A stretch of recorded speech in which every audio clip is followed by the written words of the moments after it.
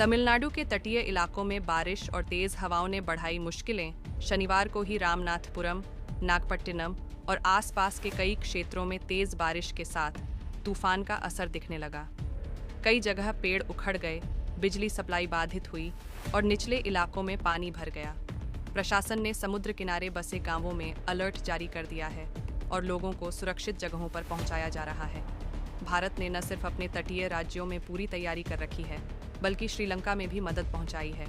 NDRF की 2 विशेष टीमें श्रीलंका में रेस्क्यू मिशन पर काम कर रही हैं। भारतीय वायुसेना के विमान 21 टन राहत सामग्री लेकर श्रीलंका पहुंचे हैं।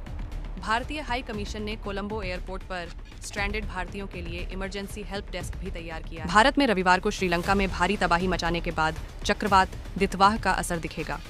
दक्षिण भारत के तमिलनाडु, पुडुचेरी और दक्षिण आंध्र प्रदेश के तटीय इलाकों की तरफ साइक्लोन दितवाह तेजी से बढ़ रहा है।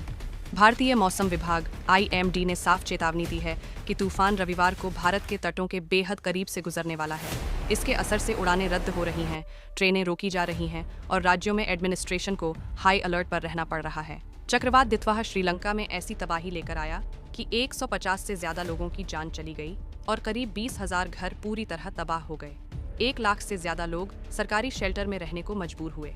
बाढ़ और लैंडस्लाइड की वजह से 191 लोग अभी भी लापता बताए जा रहे हैं। इस तबाही के बाद तूफान उत्तर की ओर बढ़ा और अब उसका रास्ता सीधे भारत के दक्षिणी तट से होकर गुजर रहा है। IMD का कहना है कि दितवाह भारत की धरती पर लैंडफॉल नहीं करेगा, लेकिन तट से महज 25 किलोमीटर की दूरी पर गुजरने के कारण इसका असर बेहद खतरनाक हो सकता है।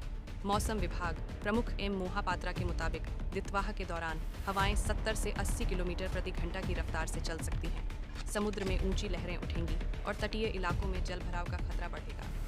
मछुआरों को समुद्र में 25 किलोमीटर की दूरी पर गुजरने के कारण इसका असर बेहद खतरनाक हो सकता है। मौसम विभाग प्रमुख एम मोहापात्रा के मुताबिक दितवाह के दौरान हवाएं 70 से 80 किलोमीटर प्रति घंटा की रफ्तार से चल सकती हैं। समुद्र में ऊंची लहरें उठेंगी और तटीय इलाकों में जल भराव का खतरा बढ़ेगा। मछुआरों को समुद्र में 25 किलोमीटर की दूरी पर गुजरने के कारण इसका असर बेहद खतरनाक हो सकता है। मौसम विभाग प्रमुख एम मोहापात्रा के मुताबिक दितवाह के दौरान हवाएं 70 से 80 किलोमीटर प्रति घंटा की रफ्तार से चल सकती हैं। समुद्र में ऊंची लहरें उठेंगी और तटीय इलाकों में जल भराव का खतरा बढ़ेगा। मछुआरों को समुद्र में 25 किलोमीटर की दूरी पर गुजरने के कारण इसका असर बेहद खतरनाक हो सकता है। मौसम विभाग प्रमुख एम मोहापात्रा के मुताबिक दितवाह के दौरान हवाएं 70 से 80 किलोमीटर प्रति घंटा की रफ्तार से चल सकती हैं। समुद्र में ऊंची लहरें उठेंगी और तटीय इलाकों में जल भराव का खतरा बढ़ेगा। मछुआरों को समुद्र में 25 किलोमीटर की दूरी पर गुजरने के कारण इसका असर बेहद खतरनाक हो सकता है।